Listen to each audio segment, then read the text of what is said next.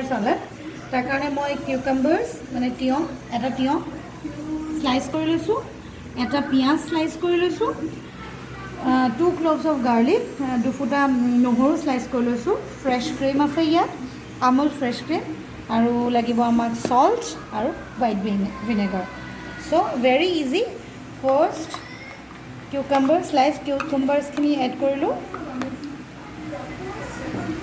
then onion ৰিংছখিনি দিলোঁ তাৰ ওপৰত আমি দিম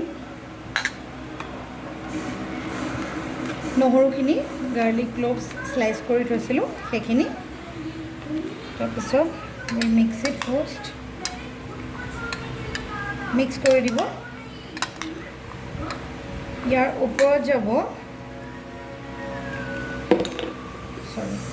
1 tablespoon of white vinegar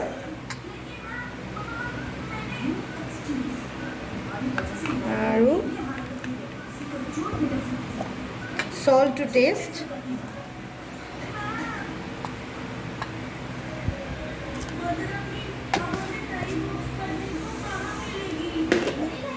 আৰু